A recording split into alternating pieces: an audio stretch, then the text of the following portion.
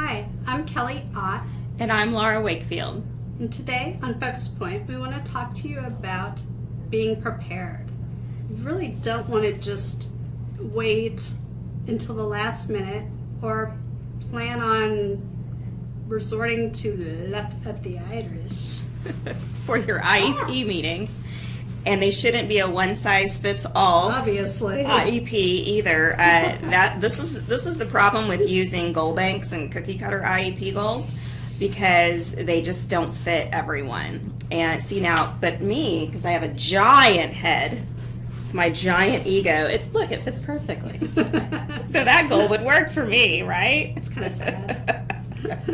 Maybe I should stick to those. Stick to those. Yes, okay. So let's talk about planning and prep for an IEP meeting. Oh, yeah. What are some of the steps that you take? Because obviously the little leprechaun's not going to come and do all your work, even though we would like for him to. That would be great, wouldn't it? Yes, it would. I think one of the most important skills that has helped my parents, and as an advocate, it helps me teach them a little bit before going in, is a draft IEP.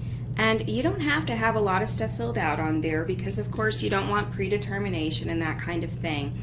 But sometimes, even if they just get almost a blank IEP just to see the structure, because you have to remember, yes, you look at that every day, but they don't. They saw that maybe last year, or maybe they've seen it a couple times.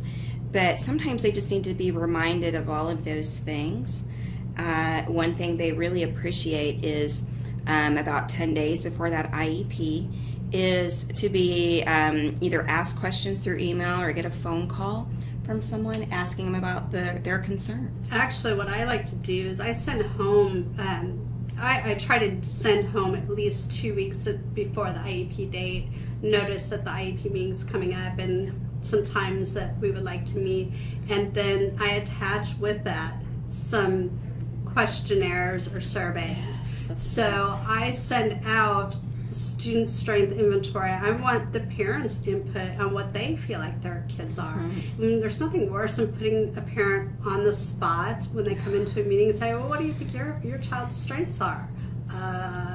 They're much more in tune to their weaknesses, just so you know. It's really hard for them sometimes. So I send out a survey that has examples of things that it's a checklist kind of, and at least it gets them thinking about what are appropriate things, or gives them ideas of things they could talk about or identify as strengths, and they are always appreciative to have that. Yes, I was going to say the parents that I work with love it when IEP staff send them something like you said, a strength inventory, a parent concerns list, so that they can do their prep work, so they feel prepared and part of the team when they walk in, and it just goes much more smoothly. And we've also sent home the prioritization worksheet for parents, because sometimes they have so many concerns they don't know where to start.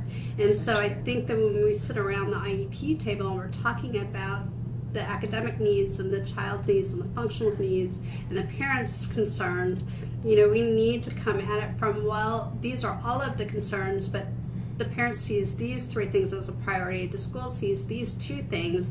Maybe some of those things overlap, but it can help come to a collaborative IEP team decision when everybody comes in with their pieces prepared to work collaboratively, not just prepared to say, this is what I think, this is what we need to do, boom.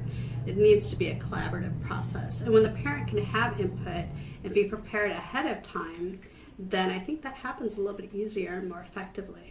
So true, and there's a lot less disputes in those situations when they've been prepared ahead of time and have that information. And it makes your job on the other side of the table as school staff a lot easier, because usually the meeting goes faster. You have all of your documentation from the parent ahead of time. You can just drop that into that part of the IEP, and it just saves you so much time. Right. Yeah. So think about ways that you can plan for meaningful parent input. Give them some information before they come so that they can come with meaningful accommodations or guidance from you on what would be best addressed for the IEP cycle. Thank you for joining us today. What are your thoughts? What are some of the things that you do to help prepare for your IEP lessons?